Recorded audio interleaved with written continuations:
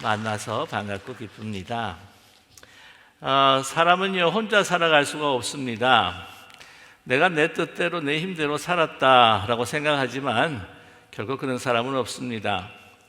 세상에 그 천의 고아라 할지라도요, 나는요 세상 사람 도움 없이 살았습니다 라고 이야기할지라도 사실이 아닙니다. 아니, 세상에 어떤 아기가 태어나자마자 어머니 탯줄을 끊고 자기 기저귀가 지하기가 갈고 또한 그 우유를 자기가 구해서 먹고 하는 아기가 어디에 있습니까? 분명히 오랫동안 어떤 누군가의 사랑의 손길로 의해서 키워진 것이죠. 사실 사람을 보면은요, 손이 참 많이 가는 존재입니다. 이 동물 같은 경우에는 그냥 탁 하고 이렇게 나오면은 조금 기다리고 있으면은 지가 스스로 이렇게 쏙쏙쏙쏙 걷기도 하고 잠시 젖을 빨고 그 다음에 또 초목도 이제 뜯어먹기 시작하지 않습니까? 그러나 혼자 설 수 있기에는 사람은요 참 오랜 시간에 많은 사람들의 도움이 필요합니다. 그뿐만이 아닙니다. 이제 세월이 지나가면서 내가 장년이 되어서 내가 뜻대로 내가 원하는 대로 내가 가고 싶은 대로 내 일하는 곳대로 간다고 생각하지만 또 특별히 또 세월이 지나가면서 우리는요 한 가지 모든 동력들을 잊어버리고 아이처럼 되지 않습니까? 그래서 어떤 때는 눕고 일어나는 것도 누구의 도움이 필요한 그런 시절이 온다는 것이죠. 사람은 혼자 살아갈 수가 없고요, 또 스스로의 힘으로 살아갈 수도 없습니다. 누군가 필요하고 누군가를 의지해야 되지요. 그래서 아시다시피 한자로 볼 때 사람인자 하게 되게 되면은 이 큰 사람이 작은 사람을 기대고 있고 또한 작은 사람은 큰 사람을 기대고 있지 않습니까? 받쳐주고 있지 않습니까? 뿐만 아니라 높은 지혜에 있는 사람이 또 낮은 지혜에 있는 사람에게, 낮은 지혜에 있는 사람이 높은 지혜에 있는 사람을 또한 의지하는 형태입니다. 나이가 많은 사람이 또 젊은 사람을, 하지만 젊은 사람도 나이 많은 사람들을 의지하는 것이 바로 우리의 인생이라는 것이죠. 홀로 설 수가 없습니다. 누군가를 의지해야 되는 것이죠. 그런데 우리 영혼을 가진 사람들은 이 영혼은 또 누구를 의지할 수가 있을까요? 많은 사람들을 의지한다 한다고 할지라도, 많은 것들을 우리가 또한 의지한다 할지라도 그것들은 다 사라지고 결국에는 우리의 곁을 떠날 수밖에 없습니다. 그러나 변하지 않는 바로 한 분 하나님을 의지해야 하죠. 그래서 일본의 우치무라 간조 내촌 감사가 이런 말을 합니다. 기독교는 이론의 종교가 아니다. 또 감정의 종교가 아니다. 의지의 종교다. 여기서 의지라고 하는 것은 뭔가 일을 하려고 마음에 어떤 결심을 먹는 의지가 아닙니다. 이 의지는 depend 한다는, 누구에게 기댄다고 하는 바로 의지라는 것이죠. 성도는 기쁠 때나 슬플 때나 사실을 하나님을 바라보며 의지해야 합니다. 모든 범사에 하나님을 의지하는 것, 이것이 성도의 삶이뿐만 아니라 바로 복받는 일이죠. 오늘 시편 본문에도요, 이 시편 기자가 3번이나 강조하면서 여호와를 의지하라, 하나님을 의지하라 라고 이렇게 노래하고 있습니다. 오늘 시편 본문의 9절과 10절, 11절 반복합니다. 이스라엘아 여호와를 의지하라, 아론의 집이여 여호와를 의지하라, 여호와를 경외하는 자들아 너희는 여호와를 의지하여라 라고 이렇게 말씀하고 있습니다. 의지다, 의지한다라고 했을 때 히브리어로 바타흐라고 하는 말을 사용을 하는데요, 이것은 기대는 것뿐만 아니라 이렇게 매달리는 뜻입니다. 영어로 보면은 cling to, 아주 꼭 붙잡아서 매달린다고 하는 것이죠. 우리는 하나님을 정말 붙들고 매달려야 하는 그러한 존재입니다. 오늘 참고로 본문을 여기 말씀을 드리면은 우리 인도자와 회중들이 이제 교창을 하면서 서로 화답하면서 하나님을 찬양하고 하나님을 의지하라고 그렇게 격려하고 있습니다. 그래서 오늘 말씀 보면 이스라엘 여호와를 의지하라라고 제사장들이 이야기를 하면, 이렇게 노래를 하면은 이제 그것을 받아서 이스라엘은 또한 아론의 집이여 여호와를 의지하라, 제사장들이여 여호와를 의지하라. 그리고 11절에 그들이 마음과 몸과 또한 그들의 목소리를 모아서 제창을 합니다. 여호와를 경외하는 자들아 너희는 여호와를 의지하라는 것이죠. 근데 오늘 이 시편 이렇게 여호와를 의지하라 의지하라 의지하라 라고 했던 그 시편의 배경이 있습니다. 몇 가지 설이 있는데요. 첫 번째는 모세가 이 출애굽을 해서 이제 그 홍해 앞에 다다랐을 때 적군이 쫓아오는 그 순간에 그들이 또한 지어서 불렀던 노래다라고 그렇게 이야기하는 사람도 있습니다. 또 한 가지는 이방 땅 바벨론에서 포로 생활을 하다가 포로에서부터 다시 귀환하는 가운데 그 기쁨을 그들이 표현하는 가운데에 이 시편을 지었다라고 하는 견해가 있죠. 근데 저는 세 번째 이 견해가 더 맞다고 생각합니다. 그것은 바로 히스기야 시대 때에 아수르가 예루살렘을 향하여서 침공하여 올 때에 그것을 막으시고 그들을 물리치시고 승리를 주신 하나님 앞에 찬양하는 바로 시편이다라고 이야기합니다. 저는 그 시편이 더 배경이 맞다라고 생각을 하는데요. 이 사건은 본래 열왕기하 18장 19장에 기록되어 있습니다. 전쟁의 상황이죠. 사실 오늘 9절과 10절 11절 여호와 하나님을 의지하라라고 했을 때에 그 하반절을 보게 되면 너희의 도움이시요 방패시라다라고 이렇게 노래하고 있습니다. 바로 누가 공격해오는 상황이라고 하는 것을 짐작할 수가 있죠. 방패라고 하는 것은 바로 공격용 무기가 아니라 방어용 무기입니다. 그래서 누가 공격해올 때에 물론 싸울 때 방패가 아주 중요하죠. 방어하는 수단입니다. 이스라엘은 방어하는 상황이구나라고 하는 생각을 갖게 되는데요. 이 전쟁을 할 때에 또한 이 방어할 때 가장 중요한 것이 바로 이 방패라는 하는 것이죠. 그래서 이 전쟁의 상황이라고 하는 것을 우리는 짐작할 수가 있습니다. 또 한 가지 이 히스기야를 배경으로 해서 이 아수르가 쳐들어온 상황이라고 하는 것을 다시 함께 짐작할 수가 있는 것은 115편 2절의 말씀입니다. 오늘 9절에서부터 15절까지 읽긴 했지만 그 전에 보면 시편 115편 2절을 보면 뭐라고 이렇게 기록하고 있냐면 어찌하여 문 나라가 그들의 하나님이 이제 어디 있느냐 말하게 하리까 라고 하는 표현이 있습니다. 너희들 하나님이 어디에 있느냐, 너희를 도울 하나님이 과연 어디에 있느냐 라고 이렇게 반문을 한다는 거죠. 조롱을 하는 겁니다. 히스기야 왕 14년에 그 아수르가 공격해 옵니다. 아수르 왕 사네립이 이 장군 랍사게를 보내어서 이 유대를 침공을 하는데 유대의 그 유력한 그 성들이 하나하나 다 무너지기 시작합니다. 그리고 난 다음에 그들이요 바로 예루살렘 성 코앞으로 다가왔습니다.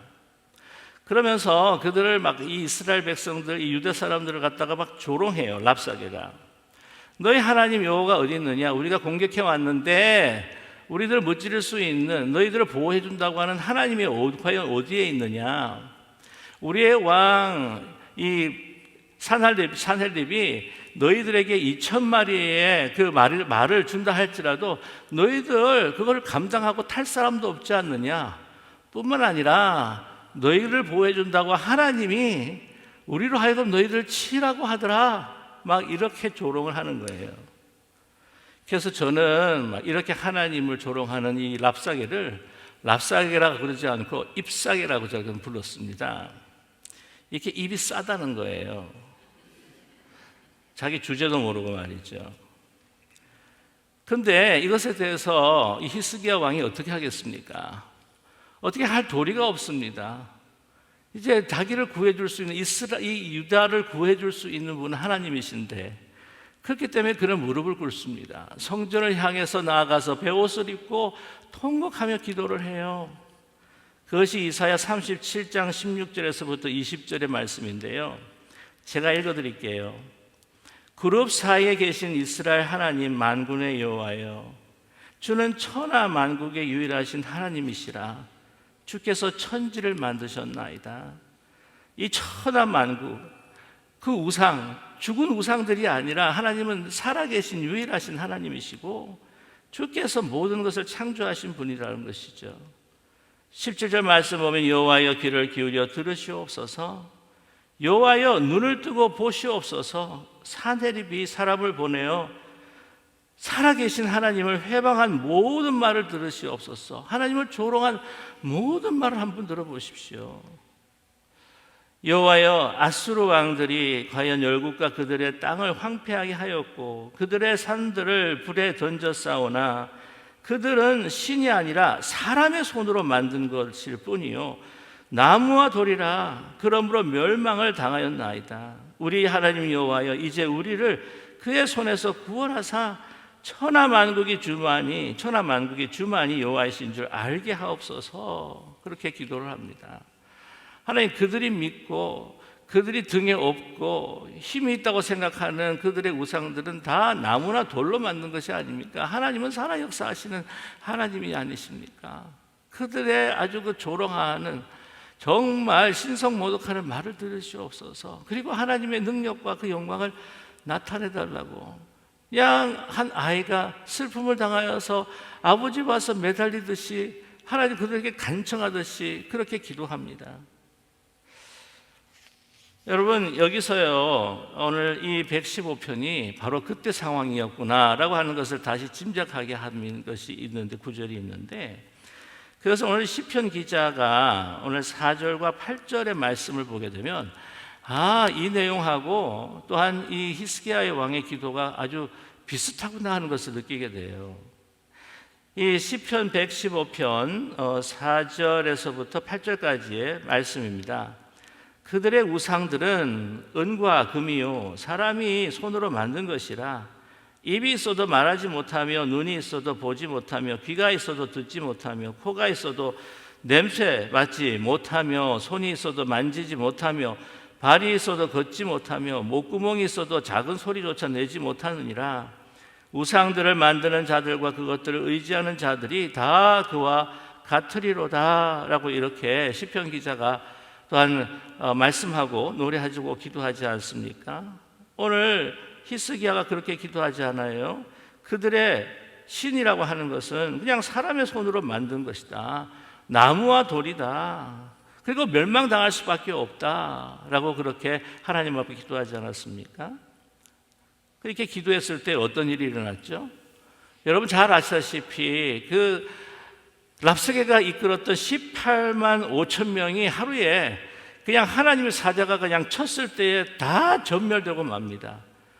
그로 인해 가지고 랍사게가 죽고 말았죠. 그 입사게가 죽음을 당했습니다.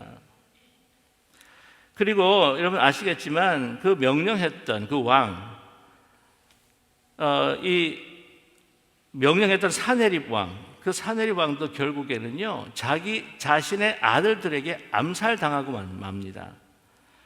그리고 오래 가지가 않습니다. 여러분 잘 아시지만 아수르 왕국이 누구에게 멸망합니까? 바로 바벨론에게 멸망하고 말죠.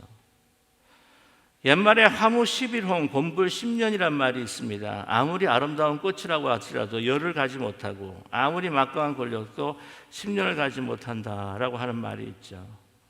아무리 대단한 영화와 막강한 권력을 누린다고 할지라도요 사라질 수밖에 없습니다. 특별히 하나님을 대적하는 나라는, 하나님을 의지하지 않고 우상을 섬기고 자신의 힘을 의지하는 그 국가들은요 영원하지 못한다고 하는 것이죠. 여러분, 우리 나라뿐만이 아닙니다. 우리 개인도 마찬가지라고 하는 것이죠. 그렇게 질문하실 겁니다. 아니 우리가 무슨 우상 숭배를 한단 말입니까? 보이는 그때 당시에 이 형상된 이 우상을 섬기질 않지만 그러나 하나님 외에 우리가 바라는 것들을 우리가 너무 좋아하고 그것들을 바라보고 또 살아가고 있지 않습니까? 그것들이 다 우상이죠. 재물, 건강, 명예, 재주, 학식 등 이렇게 우리가 형상화할 수도 있고 또 뿐만 아니라 우리가 바로 감각적으로 느껴질 수 있는 것, 또한 이것으로 인해서 내가 힘을 낼 수 있는 모든 것들, 이런 것들이 바로 우상일 수밖에 없습니다. 그런데 그것은요 결국에는 아무 힘이 없다는 것이죠. 우리 화폐나 돈 같은 그 가치도요 사람이 만들지 않았습니까?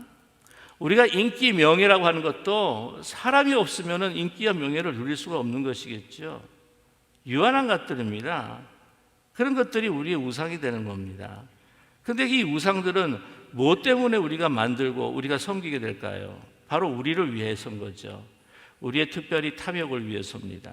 출애굽기 20장 4절과 5절에서 하나님께서는 분명히 이 10계명 가운데 두 번째 계명으로 말씀하시죠. 너희를 위하여 새긴 우상들을 만들지 말고, 너희를 위하여 새긴 우상들을 만들지 말고, 또 위로 하늘에 있는 것이나 아래로 땅에 있는 것이나 땅 아래 물속에 있는 것에 어떤 형상도 만들지 말며 그것들에게 절하지 말며 그것들을 섬기지 말라. 그런데 출애굽기 32장 1절을 보게 되게 되면 모세가 40일 동안 시내산에 올라가 가지고는 보이지 않으니까 그들이요 막 지금 불안에 떨게 됩니다. 그래서 뭐라고 하냐면은 우리를 인도하는 우상을, 신을 만들자는 거죠. 그래서 이 32장 1절에 보면 백성이 모세가 산에서 내려오미 더딤을 보고 모여 백성이 아론에게 이르러 말하되 일어나라 우리를 위하여 우리를 인도할 신을 만들라. 이 모세 곧 우리를 애굽 땅에서 인도하여 낸 사람은 어찌 되었는지 알지 못함이니라 라고 이렇게 그들이 외칩니다. 우리를 위하여. 여러분, 우상은요 다른 게 아닙니다. 내가 바라고 원하고 소원하고 가지기 원하는 것, 그런 것들을 갖다가 형상화시켜서 그것들을 바라보면서 얻기를 그렇게 갈망한다니까요. 그게 우상입니다. 우리가 만들어낸 거죠. 우리의 탐욕의 표현이고 그것이 형상화되는 겁니다. 그걸 하나님께서 원치 않으셨어요. 왜? 인간은 하나님의 형상으로 만들어지지 않았습니까? 우리 인간은 하나님의 형상으로 만들어졌기에 예수 그리스도께서 십자가에서 죽으셔서 우리를 구원해 주실 때에 우리가 바로 그리스도의 성품으로 하나님의 형상으로 변해가고 그렇게 하나님의 자녀가 되는 것이 하나님의 바람이시거든요. 그런데 그렇지 않고 내가 이 세상에 그 가치를 가지고 바라는 것, 여러분, 이 재물, 우리가 명예, 인기, 그것을 우리가 늘 바라고 의지할 때에 그것만 바라본다는 거니까요. 우리가 계속 바라보고 생각하는 걸로 그 사람이 변해갑니다. 그렇지 않습니까? 아니, 하루 종일 돈만 묵상하는 사람들 보면 다른 사람들도 다 돈으로 보여요. 이 사람이 돈이 되나? 있는 거예요. 다 명예로서 생각하는 사람들. 다른 사람들도 다 명예. 이 사람이 나를 높여줄 수 있을까? 나를 깔보면 그냥 제껴버리고 나에게 인기를 주는 사람이 있을 수 있을까? 여러분, 그것에 집착하다 보면은요, 우리의 인격은 완전히 손상되고 우리는 참 구차해지고요, 복이 딱해질 수밖에 없습니다.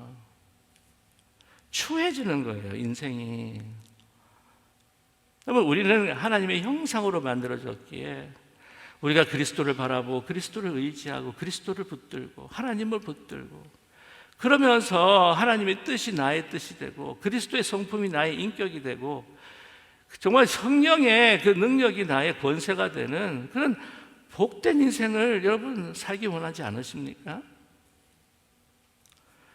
우리 하나님을 의지하고 바라고 하나님 가운데 정말 살아간다고 한다면 우리 인생이요, 두렵거나 불안한 거, 이거 못 가지면 어떡하나, 내가 이렇게 되면 어떡하나 걱정하지 않고 아주 신나는 인생을, 정말 자유한 인생을 살아가게 될 줄로 분명히 믿습니다. 한 번은요, 휴스턴 시내에서 시내를 통과하는 고속도로가 있었는데 거기에 큰 트럭을 몰고 갔는데 사람들이 막 경악을 한 거예요. 조그마한 꼬마한 아이가 막 트럭을 몰고 있는 거야. 막 이거 어떡하냐 사람들 그걸 보면서 막 깜짝깜짝 놀래가지고 막 911 막 부르고 막 경찰 부르고 막 한때 소동이 났다고 그래요. 근데 나중에 딱 알아보니까 얘가 몬 게 아니고 뒤에 아버지가 앉았고 앞에 꼬마가 앉아 있었던 거예요. 실제로 누가 운전을 했다? 아버지가 운전을 한 거라. 근데 그 앞에 있는 그 아들은 얼마나 신났겠어요. 엄청난 트럭을 지가 운전하는 것 같아. 그러면서 막 조그만 차들이 막 지나가. 장난감 같이 지나가는 거예요, 진짜 차들이. 얼마나 신났겠습니까? 부딪혀도 모자라는 끄떡없다 생각 가지고 있지 않을까요? 아버지가 그것을 몰고 계시니까. 여러분, 우리의 인생의 항해에서도 그 키를, 우리 인도하시는 운전대를, 우리를 보호해 주시는 주님 항상 늘 의지하고 주님 바라보면서 주님과 함께 동행하면서 여러분 그냥 시시한 인생에서 넘어서 놀라운 포텐셜을 가지고 정말 하나님께 주신 그 자유와 그 기쁨을 누릴 수 있는, 승리를 누릴 수 있는 저 여러분 되기를 간절히 원합니다. 미국의 존 디클슨이라고 하는 목사님이 내신 책이 하나가 있어요. 나는 강하다라고 하는 책입니다. 그것에서 고백을 하셨습니다. 뇌졸중으로 늘 어려움을 겪었었는데 정말 자신이 약한 그때에 강함이라고 하는 말씀을 붙들고 이 모든 어려움들을 이겨내셨다는 것이죠. 자기는 이 뇌졸중으로 인해서 참 얼마나 연약한 인생을 살고 있는지 모르는데 그러나 강하신 하나님을 붙들고 있을 때 내가 강해진다고 하는 것을 체험했던 것이었습니다. 그가 이렇게 고백합니다. 당신에게는 사랑이 많고 힘센 아버지가 있다. 연약한 당신이 이 악물고 신음할 때 그분은 당신을 치유하고 당신에게 힘 주기를 간절히 바라고 계신다. 큰 소망을 품고 하나님의 힘을 향한 인생길을 걸어가라. 우리가 한 걸음씩 내디딜 때마다 우리의 유한함을 하나님의 무한하심으로, 우리의 무능함을 하나님의 유능하심으로, 우리의 고통을 하나님의 치유로, 우리의 연약함을 하나님의 하늘의 능력으로 바꿀 수 있다. 하나님 아버지와 한시도 떨어져 있지 말라. 하나님이 함께 하시면 나는 언제나 강하다. 여러분 믿으십니까? 오늘 시편 기자도 말씀합니다. 이스라엘아 여호와를 의지하라. 그는 너의 도우심이요 너의 방패시로다. 그렇습니다. 다른 것들이 우리를 도와줄 수 없는 때가 있어요. 여러분 이 히스기야가 그런 큰 승리를 거두었습니다. 그래서 왕으로서도 많은 사람들이 또 존경을 했죠. 그런데 덜커덕 병이 걸려버리고 만 거예요. 이게 고칠 수 없는 병이었습니다. 곧 죽는데요. 이사야가 이야기하기를. 그랬을 때 얼마나 가슴이 아팠겠습니까? 그랬을 때에 자기가 누리고 있던 권자, 그들이 누리고 있는 모든 명예, 그리고 갖는 재물들, 모든 것들을 다 가졌다 할지라도요, 이제는 그를 도울 것이 없습니다. 도울 사람이 없고 도울 것이 없는 거예요. 그리 어떡합니까? 그는요 다시 어린아이처럼 하나님 앞에 갑니다. 그때는 막 면벽하고, 하나님, 제가 하나님을 믿고 하나님을 섬기고 이 모든 우상 재산들을 다 거두고 종교 개혁하면서 하나님, 정말 하나님 앞에서 선하게 살아보려고 했던 것을 기억하지 않으십니까? 불쌍히 여겨달라고 기도하죠. 하나님 뭐라고 그러세요? 이사야를 통해서 내가 너의 기도를 들었고 내가 너의 눈물을 보았노라. 계속 그 생명을 연장해 주시지 않으십니까? 갈 분은 하나님밖에 없었던 거죠. 여러분 오늘 말씀에도 너희의 그는 도움이시죠 너희의 방패시로다. 여호와를 의지하라. 여호와를 의지하라라고 했을 때 바타흐 말씀을 드렸지만은 그냥 기대는 게 아니에요. 그냥 붙잡는 겁니다. 하나님, 주님 아니면 안 돼요. 그래서 꼭 붙드는 거예요. 팔을 붙들고 손을 붙들고. 제가 딸 둘이 있는데 40대 이제 아이들이 이제 어릴 때죠. 제가 한 40대. 저 40대는요. 그래서 제가 좀 힘께나 썼습니다. 믿거나 말거나. 그래가지고 애들이 이제 놀 때에 나보고 그러더라고요. 아빠 힘세? 그러더라고요. 나 힘센데? 그러면 팔에 달려봐도 돼? 그러더라고요. 그러니까 큰애가 탁 팔에 달리니까 제가요 힘이 있었다니까요. 딱 하면 딱 달리면 대롱대롱하고 달립니다. 그러면 또 둘째가 가만히 있을까요? 아빠 나도 그러면 왼쪽에 딱 하면 쫙 하면 뒤에서 대롱대롱 달려요. 그런데 걔 막 아빠한테 붙고 아빠한테 도움을 청하고 할 때가 있어요. 언제냐면 이렇게 놀 때뿐만이 아니라 신나게 이제 놀이공원 가가지고 놀아가지고 이제 저녁이 되어서 해가 뉘어 껴질 때면 자기도 다리가 아프고 신나게, 그때는 막 정신없이 놀다 신나게 막 힘도 빠지고 졸음도 오고 하니까 그 다음부터 이제 손을 내 팔을 잡기 시작합니다. 아빠 나 피곤해, 나 피곤해. 그래? 안아줘. 그리고 또 이제 작은 데도 이제 안게도 되고, 피곤해. 그러면 그다음에 업어주기도 하고. 근데 그게 너무너무 좋은 거예요. 그렇지 않나요? 야, 귀찮아야. 그런 아빠가 있을까? 모르겠어요. 너무 좋더라고. 이렇게 매달리고, 나 이거 업어달라고 그러고, 안아달라고 그러고. 지금 그러고 싶은데 제가 힘도 없고 애들이 너무 커가지고 그럴 수가 없네요. 여러분, 힘들 때 아이들이 옵니다. 그것이 얼마나 기쁨인 줄 몰라요. 그리고 아이들이 학교에서 큰 무슨 안 좋은 일이 생기고 그래가지고 가슴이 막 속상하면 와가지고 들어올 때 무슨 일이 있니? 라고 이렇게 안아주면 눈물을 흘립니다. 그래서 위로하고 이런 이야기 저런 이야기 해주고 그러면은 다시 이제 또 빵긋빵긋 또 웃기 시작하지 않습니까? 바로 우리 하나님이 그런 분이시잖아요. 제가 아는 한 목사님의 글이 제가 생각이 나는데, 이 1년 6개월 된 외손녀가 있어요. 외손녀가 있는데, 외손녀가 그 목사님을 어떻게 부르냐면 할아버지라고 안 부르고 할부지라고 불러요. 자기는 걔한테는 할부지래요. 할부지. 근데 이 소녀가 할부지를 부를 때마다 얼마나 할부지 할 때마다 얼마나 사랑스럽고 얼마나 귀여운지 아름다운지, 그 소녀를 위해서 항상 방문을 이렇게 열어놓는다고 합니다.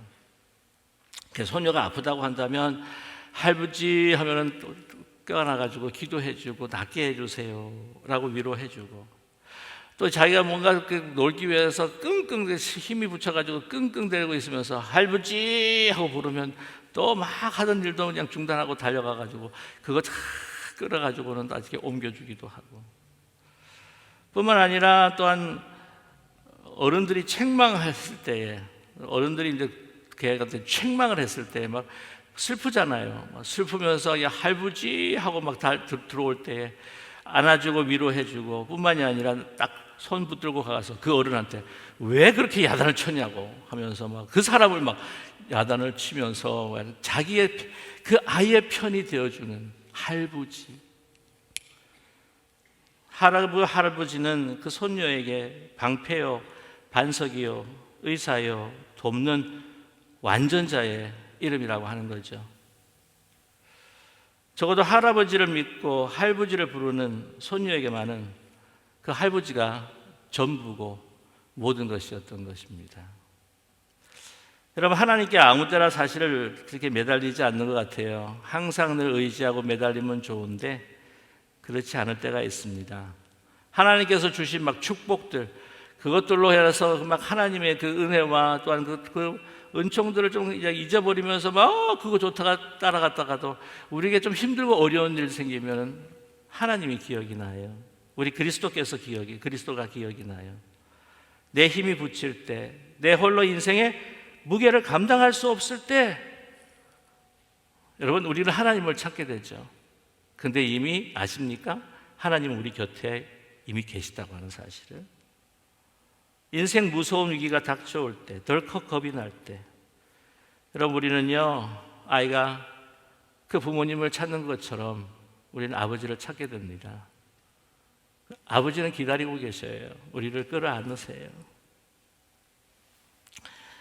우리가 주님께 매달릴 때에 주님께서는 우리를 붙들어 주시고, 묶인 것들은 풀어주시고, 막힌 것들은 뚫어주시고, 상한 것들은 우리를 싸매서 치유해 주시는 우리 영원하신 전지전능하신 하나님이 바로 저와 여러분의 아버지십니다.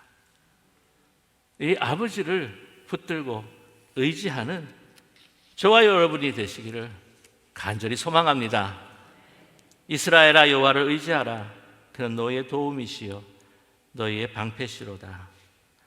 여호와를 경외하는 자들아 너희는 여호와를 의지하라.